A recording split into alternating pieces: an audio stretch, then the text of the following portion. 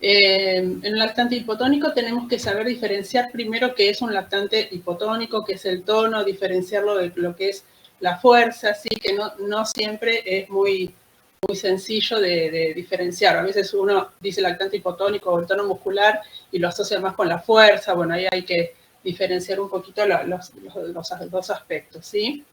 Recordamos que el tono muscular es la contracción parcial, pasiva y continua de los músculos que ayuda a mantener la postura y suele decrecer durante la fase REM del sueño. El tono muscular es una propiedad intrínseca del músculo y está regulada por los dos sistemas, el nervioso central y el periférico, lo cual suele complejizar el diagnóstico etiológico, porque no sabemos bien a qué corresponde la causa. La hipotonía es un signo clínico presente en diversas enfermedades y es necesario asociarlo con otros signos y síntomas para poder arribar a un diagnóstico. Bueno, ¿cómo llega uno a un diagnóstico? Como siempre, en cualquier cosa que tengamos, siempre es la anamnesis, el examen físico, el pensamiento de cuál patología o orientado hacia dónde, y después lo que son las imágenes o laboratorio o cuestiones complementarias que quiera pedir, ¿sí? En cuanto a la anamnesis, cuando me encuentro con un paciente hipotónico, que después vamos a ver con qué características se presenta, siempre tenemos que preguntar, igual en pediatría siempre hay que preguntar, todo lo que tiene que ver con lo perinatológico, teniendo en cuenta todas las características del embarazo, si fue un embarazo de alto riesgo, cómo nació, si nació de podálica, que ya casi no hay podálicas, pero bueno, si llegan a ser podálicas, hay que pensar en una afección de la motoneurona inferior, todas las relacionadas con el parto, si hubo sufrimiento en el parto, si estuvo internado en neo, las complicaciones que puede haber, todo lo relacionado a lo perinatológico hay que preguntar, porque puede ahí surgir alguna de las causas de esta hipotonía. En cuanto en sí a la hipotonía, hay que preguntar desde cuándo la tiene, si fue de inicio más súbito, si viene de a poquito con estos síntomas que van progresando, si arrancó y mejoró o si va empeorando todo el tiempo. Hay que localizar un poco esta hipotonía, si es más distal o es más central, si es más hacia las manos o pies o es más en caderas y hombros, ¿sí? Ver las pautas madurativas de los niños, si las cumplieron en tiempo y forma, o si las cumplieron y después las perdieron, o si nunca las llegaron a cumplir directamente. Hay que evaluar si hay un compromiso respiratorio, si hay afección de la deglución también. A veces son chicos que tienen hipotonía, tienen dificultad respiratoria, están usando todos sus músculos, pero uno no lo evidencia tanto, y son pacientes que transpiran en general mucho, también eso es una característica de los pacientes hipotónicos. Evaluar la deglución y obviamente la historia familiar, ¿sí? En cuanto al examen físico, para diferenciar, como les dije, tenemos que diferenciar lo que es tono muscular, la fuerza y los reflejos osteotendinosos. El tono muscular lo vamos a ver en general con estas 4 maniobras, ¿sí? El primero, que es tirar para sentarse, es como cuando hacemos a veces el moro, pero bueno, en este caso lo vamos levantando despacito y vemos que no tiene casi nada o nada de sostén cefálico en un paciente que pudo haberlo tenido, ¿sí? El segundo signo es el signo de la bufanda, que como ven ahí, se atraviesa un bracito hacia el lado contralateral. Lo normal es que no pase del codo a línea media. En estos pacientes lo notamos que lo hacen con mucha facilidad o pasan de codo de línea media. Después, otra de las características para evaluar en el examen físico neurológico, para evaluar el tono muscular de un niño, es la suspensión entre los hombritos, como se ve en la otra figura. Ahora voy a ingresar, a ver, espera un poquito.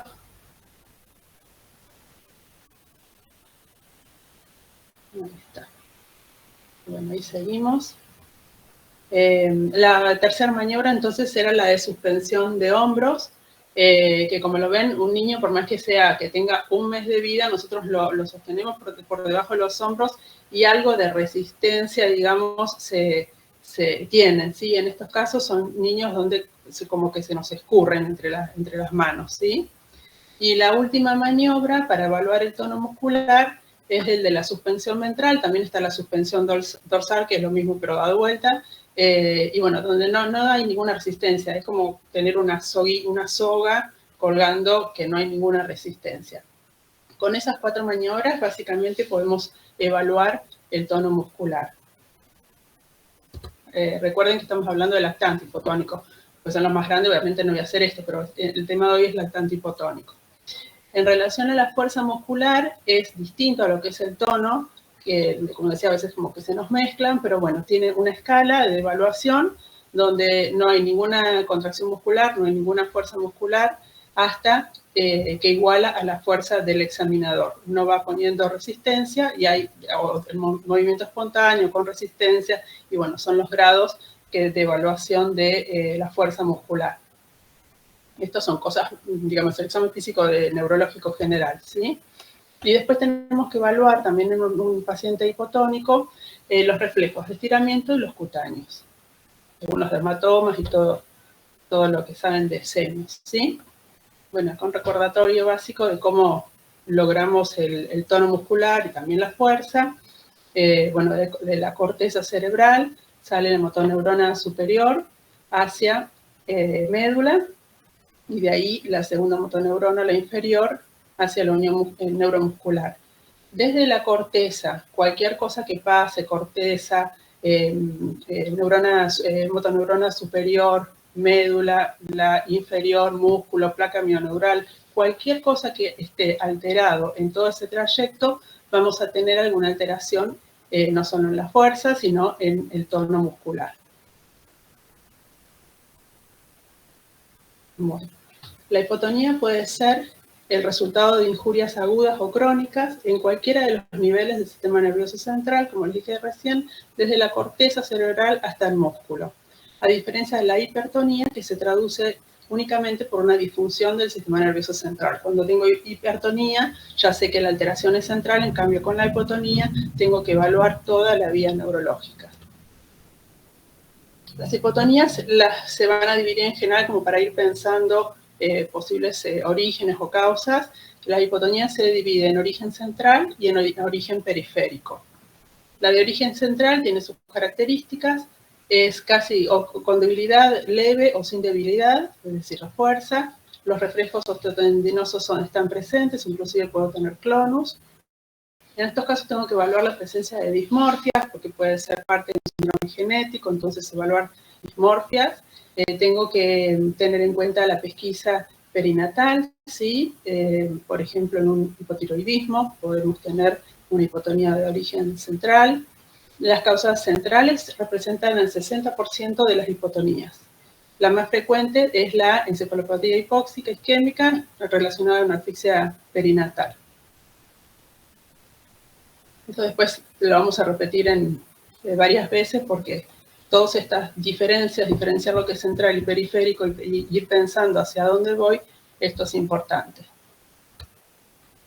En cambio, la hipotonía de origen periférico siempre hay debilidad progresiva marcada, los reflejos osteotendinosos disminuidos o ausentes, y una de las cosas por ahí para destacar también es que tengo que evaluar a los padres. Hay una hipotonía de origen periférico en donde la que es la miotonía de Steiner, donde la mamá que tiene el gen portador tiene una característica en donde, bueno, la que siempre dicen es que cuando les da, obtiene fasciculaciones en la lengua o cuando uno le da la mano, son pacientes que les cuesta relajar la parte muscular. Entonces le da la mano y como que se queda ahí apretado.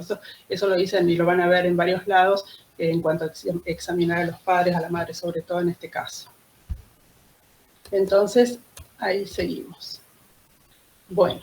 El niño hipotónico, acá siempre ven, como les digo, siempre tratar de diferenciar lo que es central y periférico y así las distintas causas.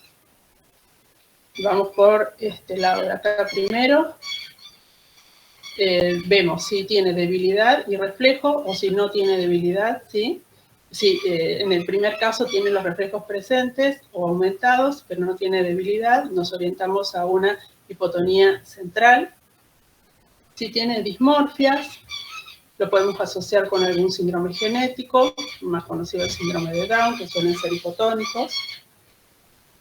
Y si tienen compromiso del sensorio, aparte del motor, compromiso del sensorio, tengo que pensar en otras patologías hipóxico-isquémicas, infecciones, kernípteros, malformaciones del sistema nervioso central y enfermedades de depósito.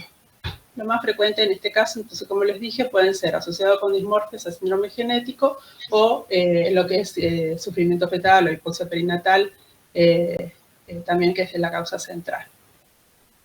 En relación para el otro lado, pacientes que tienen hipotonía marcada con reflejos disminuidos, puedo después evaluar si la debilidad es más distal o más proximal. Proximal dijimos que era más de caderas y de hombros, de cintura escapular y hombros.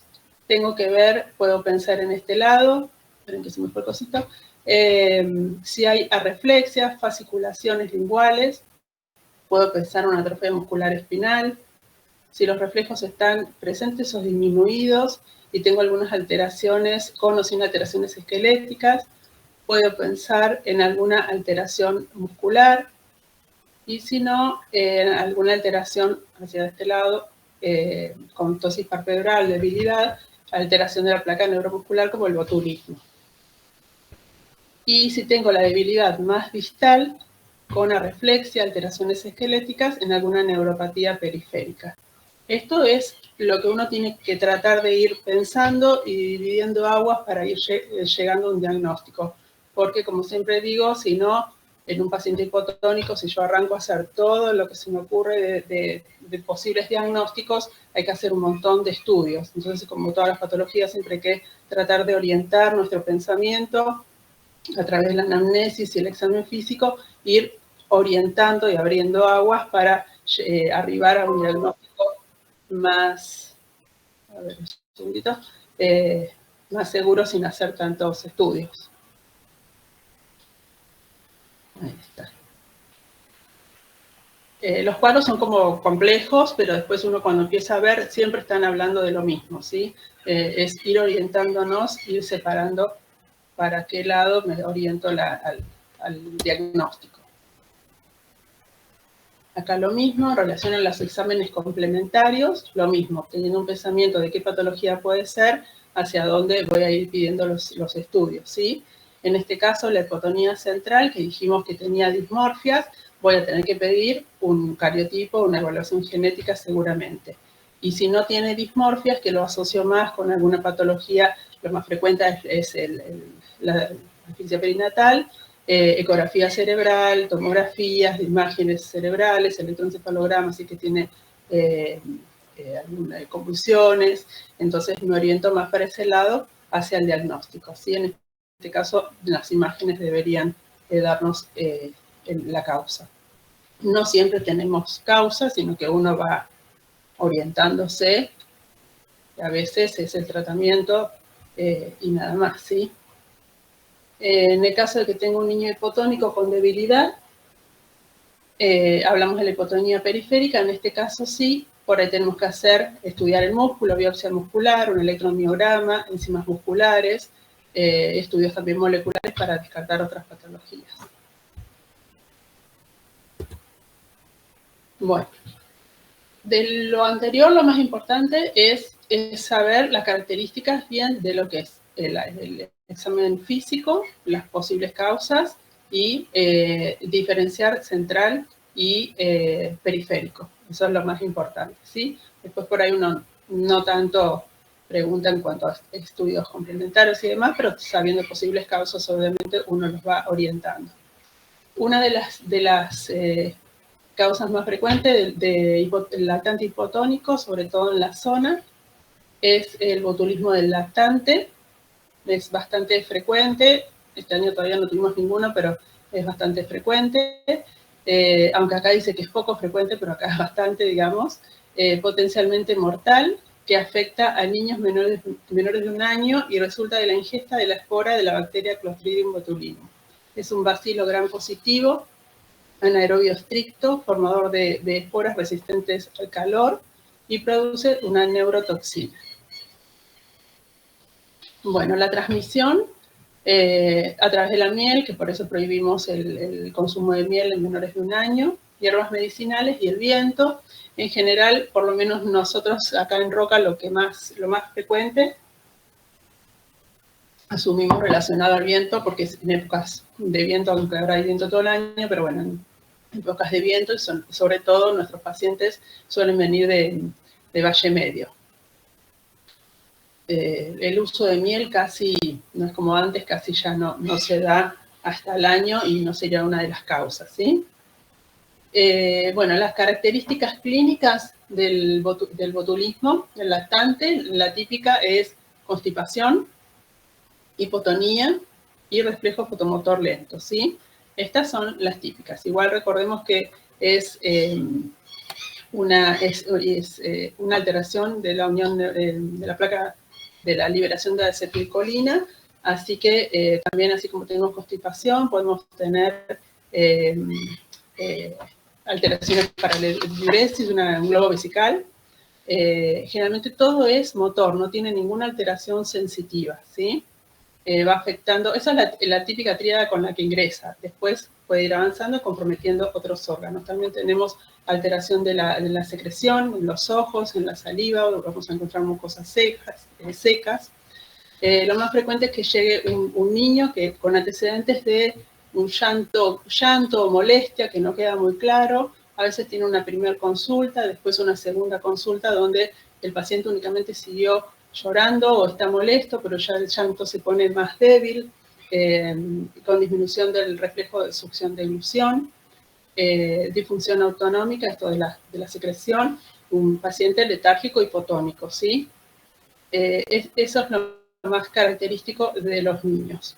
Recordemos que es una enfermedad que puede ir de leve a fulminante, es neuroparalítica, aguda, afebril, simétrica, estas características también son importantes, simétrica, descendente y flácida.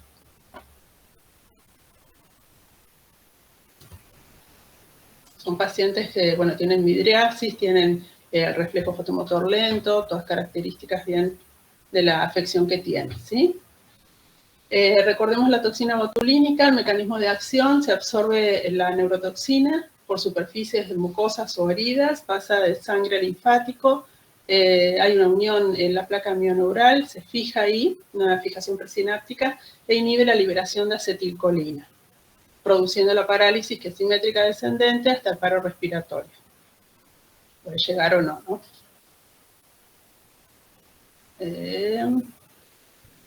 Bueno, digo esto, pero no me acuerdo bien cómo sigue el Power, si no les vuelvo a comentar algo.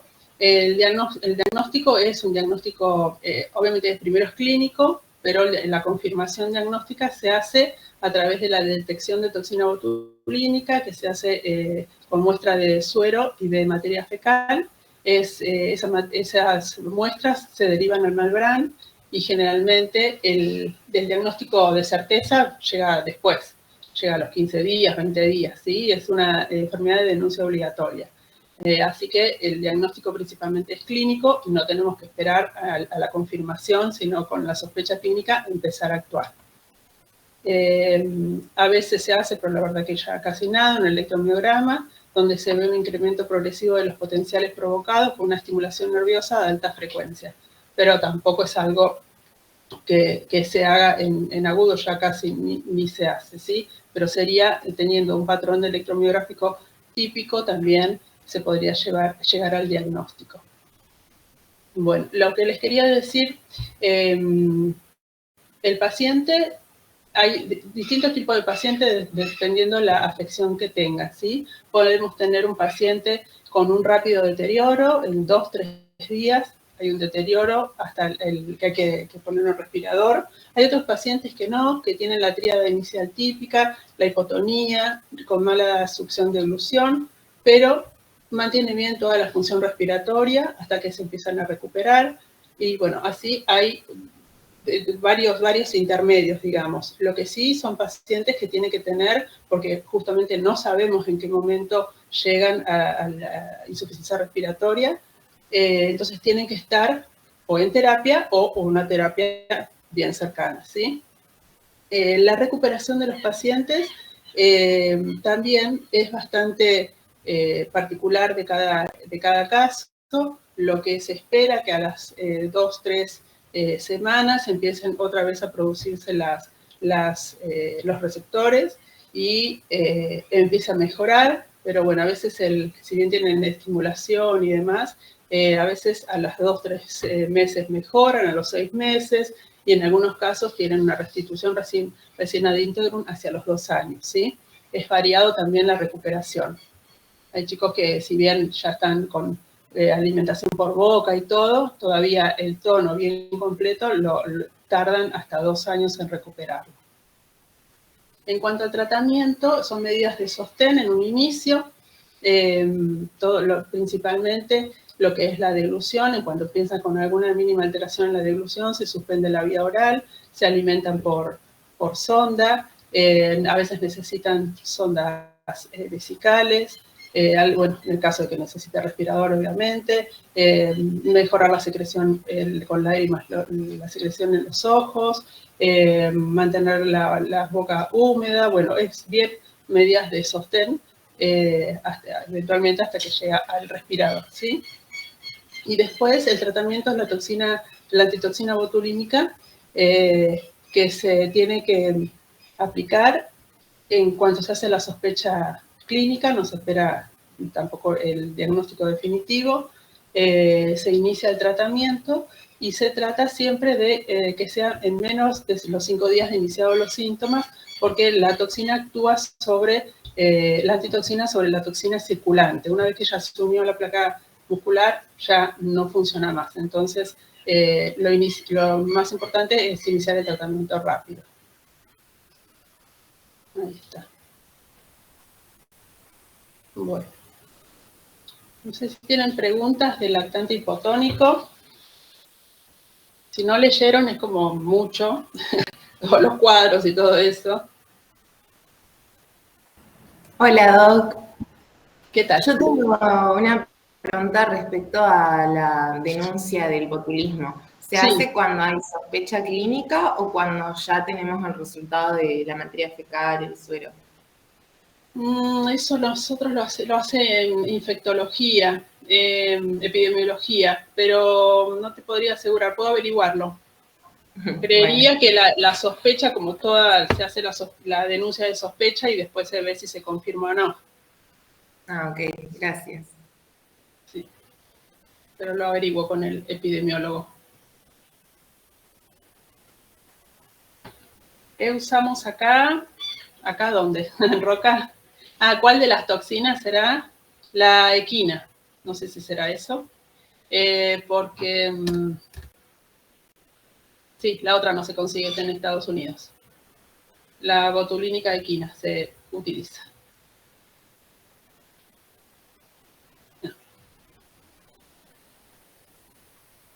Bueno.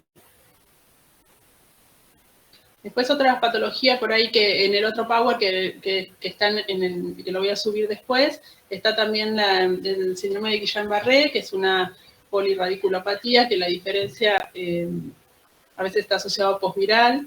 La diferencia clínica es que afecta no solo lo muscular, sino lo sensitivo también, y en vez de ser descendente, es ascendente. Eso por ahí son cosas que también es importante poder diferenciar. El Guillain-Barré es el mismo Guillain-Barré que afecta a los adultos, digamos, es la misma fisiopatología y demás. Pero eso está en el Power que habla solo de hipotonía, por ahí aclaré otras causas de hipotonía. Pero lo más importante, lo más frecuente en los niños, lo que más se toma, digamos, también, es el botulismo. Bueno, después si tienen alguna pregunta, igual me hacen. Bueno, en trastornos paroxísticos tenemos los trastornos, los dividimos en dos, los epilépticos y los no epilépticos. Como les dije al principio por ahí que pregunté, en lo que es la bibliografía también es muy amplia. Hay muchas clasificaciones distintas, hay muchos nombres para los distintos tipos de epilepsia o paroxismos que hay. se pueden dividir según la semiología o según la edad en la que afecta, así que hay cuadros de...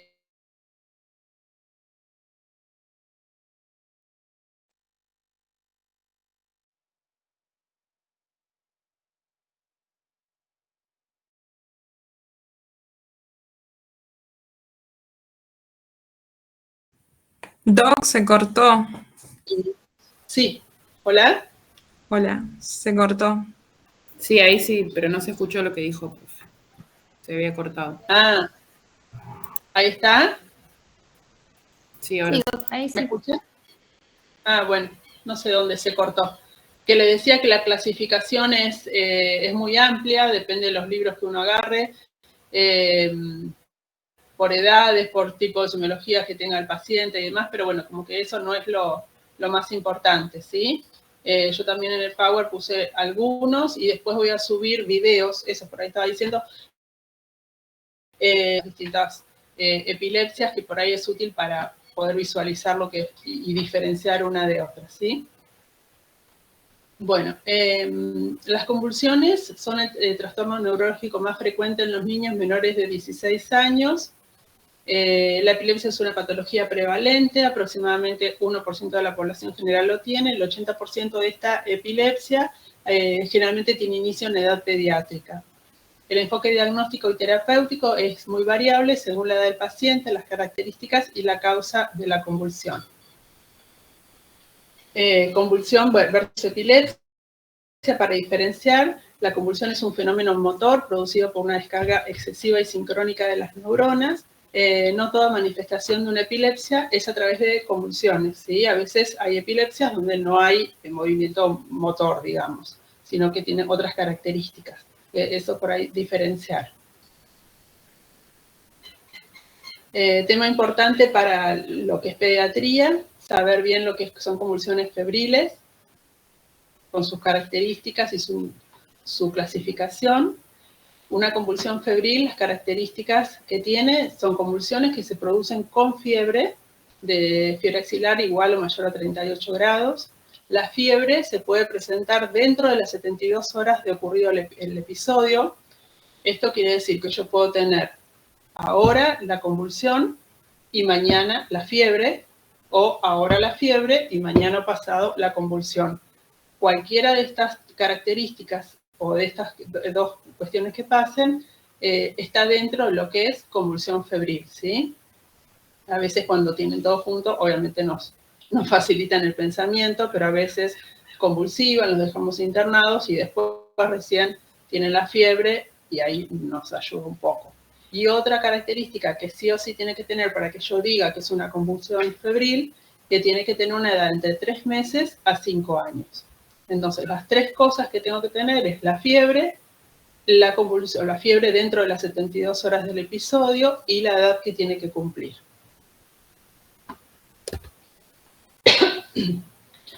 Todo esto tiene que pasar en un niño que sea absolutamente normal, desde lo neurológico.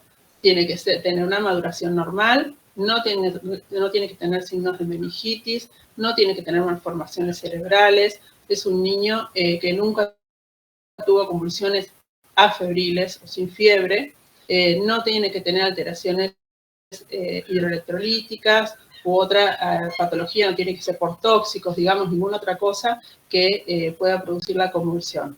Si es un niño que no cumple con todas estas características, puede tener una convulsión con fiebre, pero no es una convulsión febril, ¿sí? No sé si eso se entiende, porque eso hay que saberlo muy claramente.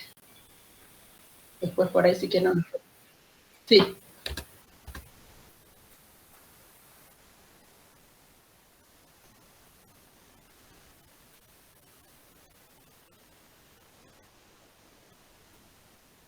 Claro, si es un paciente que está enfermo por otra cosa, un paciente en este caso como me preguntabas que tiene meningitis, puede tener convulsiones, pero no son convulsiones febriles. Convulsiones febriles es como una etiología muy particular de la pediatría, que para que vos digas que justamente porque después vamos a ver que no se hace nada, ¿sí? No tengo que estudiarlo, tengo que quedar tranquila, no se hace absolutamente nada. Entonces, yo tengo que estar muy segura que es una convulsión febril y que no es otra cosa. Entonces, se tienen que dar todas estas características bien en forma clara y uno tenerlo muy seguro, justamente porque no voy a hacer nada, ¿sí?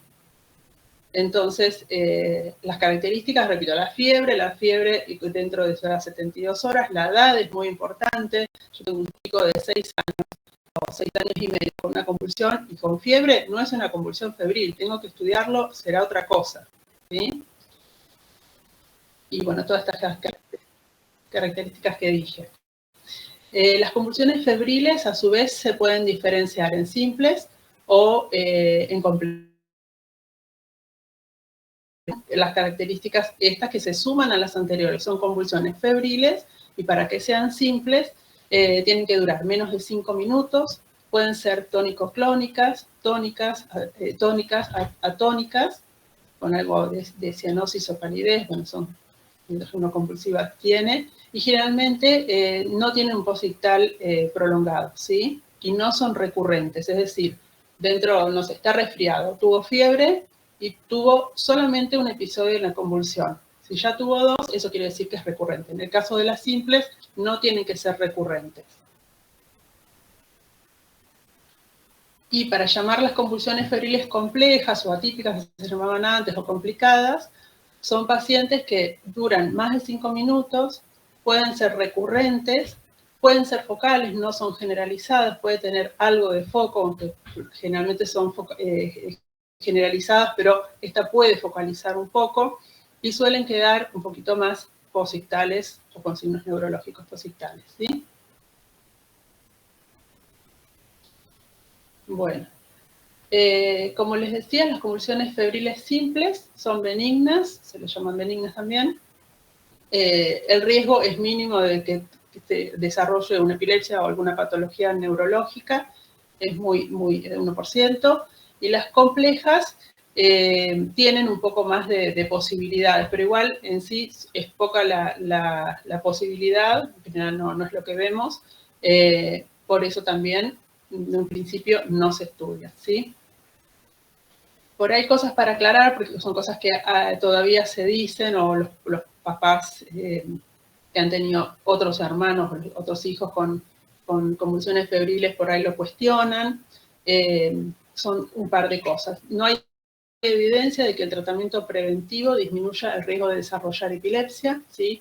O sea que si yo asumo que es una convulsión febril benigna, no tengo que hacer nada, no se trata, pero no puedo saber después qué va a pasar, si va a tener una epilepsia o no, nadie lo puede saber, pero tratándolas ahora no puedo prevenir nada tampoco, ¿sí?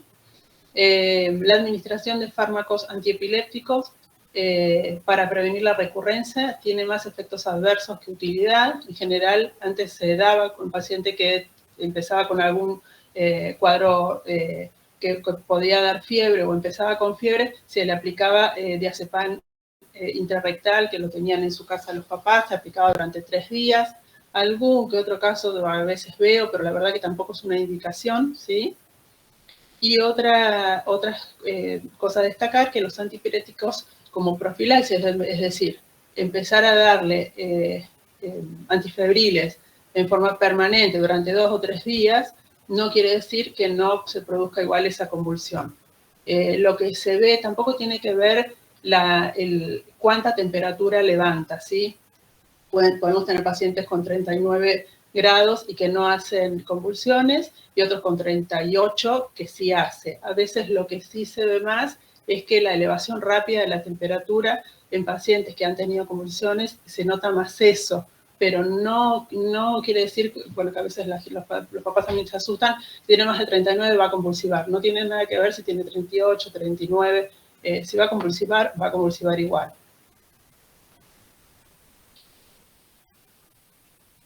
Bueno, no sé si quieren hasta ahí repasar alguna cosa, alguna duda. Profe, Perdón, no, preguntan. Sí. perdón, Jess. No, quería preguntar si por ahí, el manejo de la fiebre, así bajándola, que algunos papás por ahí manifiestan de que le hacen duchas, o sea, controlar la fiebre tampoco te evita que puedan llegar a convulsivar. ¿no? Según lo que leímos ahí. No lo evita, no sabemos si lo evita, digamos, se supone que no, sabemos que cuanto más rápido eleve la temperatura, tiene más riesgo de tener la convulsión. Y siempre en pacientes, bueno, por ahí después lo digo, en pacientes que ya han tenido convulsiones febriles, siempre se les alerta a los papás en cuando tengan alguna cosa que puede dar fiebre, estar atentos, son pacientes que tienen que tener termómetro, tienen que tener antitérmico en su casa y no esperar, ya cuando están con 37,5 que empieza a subir, ahí ya hay que bajar la temperatura, así con medios físicos o antitérmicos. Puede ser que no convulsive, pero puede ser también que sí, no es algo de certeza, digamos. Perdón, profe, con respecto a eso, Sí. que puede o no hacer convulsiones, ¿existe algún factor que pueda determinar eso o por qué hay algunos que sí y otros que no? No, hasta donde yo sé, no hay una causa. Sabemos que si tienen, se interroga, papás que han tenido convulsiones febriles, hermanitos con convulsiones febriles, uno tiene más predisposición, uno asocia eso obviamente a algo genético, pero no hay ningún gen o algo que uno pueda evaluar y saber que es así. Ah, bien, Una causa gracias. única no hay. Bueno, esperen que acá se me fue. Bueno, como les dije, si yo hago diagnóstico de una convulsión febril simple, y estoy muy segura de ello, con el anamnesis, el examen físico, no tengo que hacer nada, ¿sí? No hay que hacer ningún estudio ni ninguna cosa, inclusive tampoco deberían quedar internados los pacientes. La causa más frecuente de esa fiebre y después la convulsión, como todas las patologías en los chicos, son infecciones de vía respiratoria alta. Pueden ser otras causas también, pero bueno, lo más frecuente es eso, porque son las patologías más frecuentes en los chicos. Y no está recomendado hacer ningún estudio, ¿sí? Con lo cual esto a los papás obviamente no les cae bien a veces. Hay que saber explicar bien, explicarle cómo son las cosas, el por qué no hago ningún estudio, el por qué no derivo a neurólogos, ¿sí? De hablar de la parte benigna de esto, digamos, y alertarlo que sí puedes volver a repetir, y bueno, como les dije, tener termómetro, tener antitérmico y demás, pero no hay que hacer ningún estudio. En general, no se internan, como les dije, en algunos casos, a veces si es de noche, no es un criterio, digamos, pero la realidad por ahí, ustedes pueden llegar a ver a algún chico internado, a veces si es de noche, nosotros tenemos que evaluar también lo que es el medio social, a veces vienen de las chacras, no se pueden volver, no sabemos bien el manejo de la fiebre como lo hacen en la casa, entonces, bueno, a veces se quedan unas horas o si es a la noche, pero no tienen criterio de internación en realidad. Estas son las simples. Las que son recurrentes, las complejas, digamos, que generalmente suelen ser recurrentes o ya hay algo que tengo dudas, a veces sí se queda internado y se puede hacer una consulta con neurólogos, sobre todo ahora que nosotros tenemos más disponibilidad de neurólogos. Pero lo que es la convulsión febril simple, no hace falta absolutamente nada.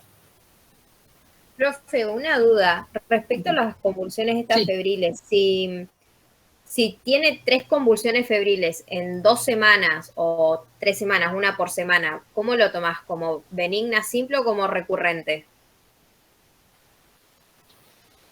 No, recurrente es dentro del mismo episodio febril, ¿sí? O inclusive hasta dentro del mismo día a veces se habla. Es raro si tiene 3 semanas, ha estado 3 semanas con fiebre, no sé si será el mismo episodio o no, pero no es lo más frecuente que uno vea, si uno lo ve dentro del mismo cuadro febril. Muchas gracias. Yo lo tomaría, primero que es raro, digamos, que tenga 3 semanas de fiebre, es otro tipo de paciente, digamos, si es un paciente con una fiebre prolongada, lo tengo que estudiar por otras cosas, y es raro que a su vez haga una convulsión por semana. pero bueno, de última, ya al ser tan raro, lo investigaría un poco más. No es una simple para mí. Ok, gracias. Bueno, en cuanto a epilepsia, vamos a ver acá. Bueno, recordarles que la epilepsia... Sí. Había una consulta en el chat sobre perdón. qué opinaba del uso de dipirona, preguntaba un compa. Como principal antitérmico. Cualquier antitérmico. Cualquier antitérmico. No hay ninguna escala. ¿Por algo en especial? ¿Preguntan? No. Nosotros lo que yo lo que veo, no es nada científico, es mío, que hay chicos que responden más a paracetamol, hay chicos que responden más a ibuprofeno, otros a dipirona, nada, mientras sea un antitérmico. Antes también se usaba también lado de paracetamol y ibuprofeno, cada 4 horas, cada 6 horas iba intercalando pensando que era mejor antitérmico, y en realidad no es mejor antitérmico, sumás los efectos adversos y tóxicos de las dos drogas, así que no se recomienda, pero como antitérmico cualquiera de los tres.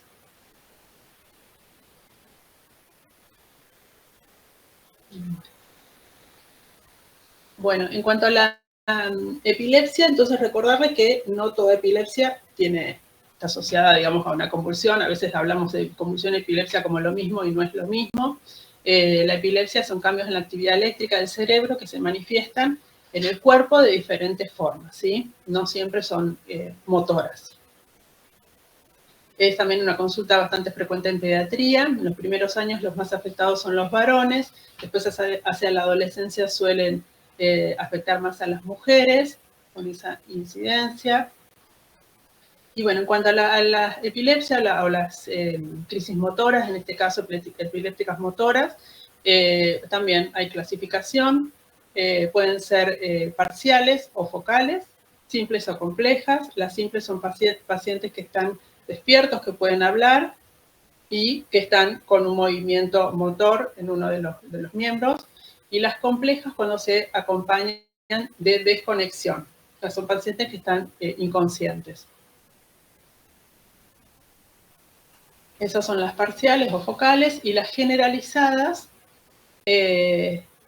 involucran, bueno, las tónico-clónicas generalizadas, que serían las motoras, las clónicas solas, las tónicas, mioclónicas, ausencias, atonías, que son las pérdidas de tono, caída, y espasmos, que es el síndrome de West.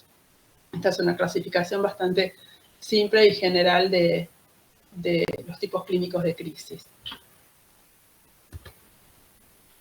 Lo mismo cuando tenemos un paciente que viene con una convulsión o sospechamos alguna epilepsia, siempre hacerle la anamnesis, evaluar si hubo traumatismo, si hay alguna infección, fiebre, diarrea, vómitos. Algunos gérmenes producen más frecuentemente convulsiones, evaluar enfermedades recientes, la vacunación, posibilidad de tóxicos, ir evaluando y haciendo una anamnesis completa, general y abocada más a lo que tiene que ver con una crisis epiléptica, con sus posibles causas, ¿sí? Si hay presencia de enfermedad neurológica previa o no, si había antecedentes de convulsiones, ya sean febriles o no previamente, preguntar en la familia también si hay algún antecedente de convulsiones en la familia, que también se suele ver en epilepsias, algún tío, algún familiar que también tiene, si está asociado a retraso madurativo, si hay derivación ventrículo-peritoneal. Son todas cosas que tengo que ir interrogando en relación a esta patología.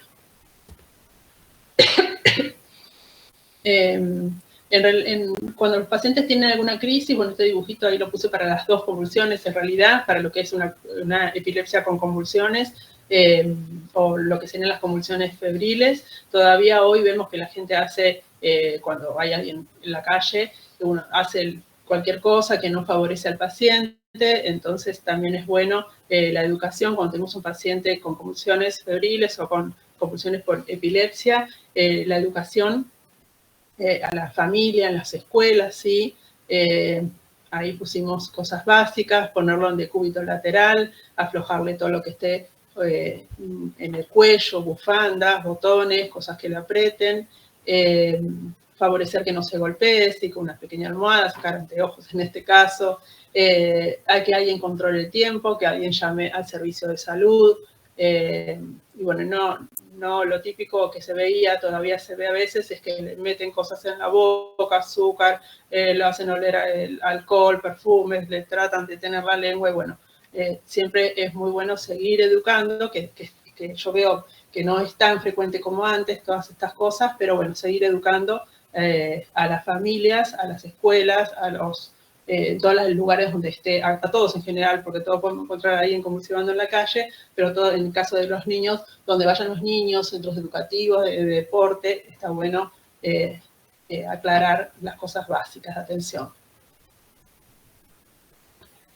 Bueno, el tratamiento tiene que ser inmediato, rápido, cuanto más rápido, más efectivo.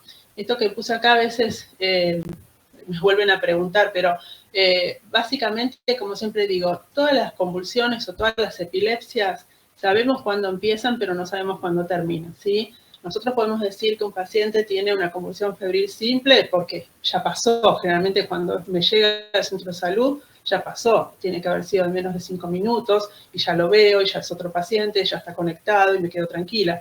Pero nunca sabemos una convulsión cuando empieza, cómo va a terminar, ¿sí? Cuándo va a terminar, si va a ser un estatus, si no va a ser un estatus, si va a ser una simple, no lo sabemos. Entonces, todo paciente que a nosotros nos llega, que estamos presenciando una epilepsia, una convulsión, tenemos que iniciar el tratamiento como si estuviese en estado epiléptico, y se inicia el tratamiento completo. Después, yo les digo por ahí algo, pero lo que es el tratamiento de convulsiones en sí, lo van a ver en emergencias, que creo que es más adelante, ¿no? Al final de esta cursada.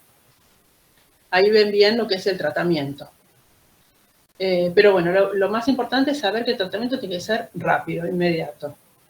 Preservan las funciones vitales. Lo más importante es lograr detener la convulsión.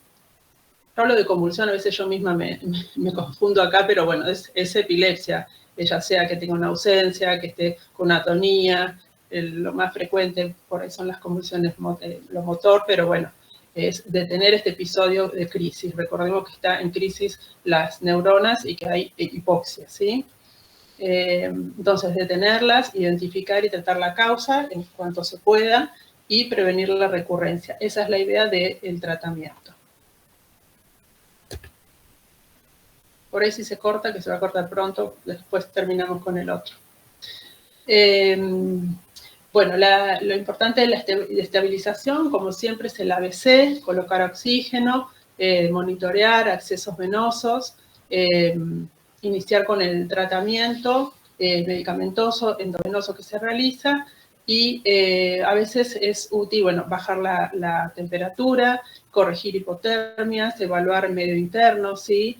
Si tengo que corregir algo con un paciente diabético, un paciente se pueden evaluar tóxicos, un paciente con acidosis, con hipopotasemia, con cualquier trastorno de medio interno que sea la causa de esta descompensación, entonces ir corrigiendo lo que se necesite. Pero lo más básico inicial es siempre el ABC, el oxígeno con monitoreo, acceso venoso e iniciar el tratamiento, que suelen ser con lorazepam endovenoso.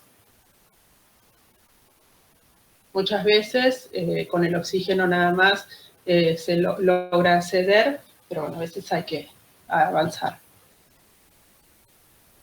Bueno, en relación a los exámenes complementarios, de cualquier modo, los pacientes que tienen epilepsias de cualquier tipo que vimos, o las que tengan, son derivados directamente a la neuróloga, y la neuróloga ve qué estudios hacer, ¿sí? Pero bueno, lo más característico es que se pidan imágenes o el electroencefalograma, y lo importante de esto es saber que el electroencefalograma, por más que me dé normal o patológico, que el diagnóstico no depende del electroencefalograma.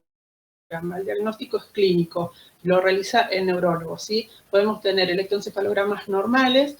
Recordemos que el electroencefalograma es como un electrocardiograma, es en un periodo de tiempo, el paciente no es continuo y puede tener un electro normal y de repente en algún momento hacer la descarga y ahí aparecer en el informe de electroencefalogramas, pero podemos tener electro normales. Así que el diagnóstico es clínico, ¿sí? Sí, el electro me sirve para, sobre todo si es patológico, saber dónde están las descargas, hacer evaluación del seguimiento con el tratamiento que le dé el neurólogo, y ese tipo de cosas más vale.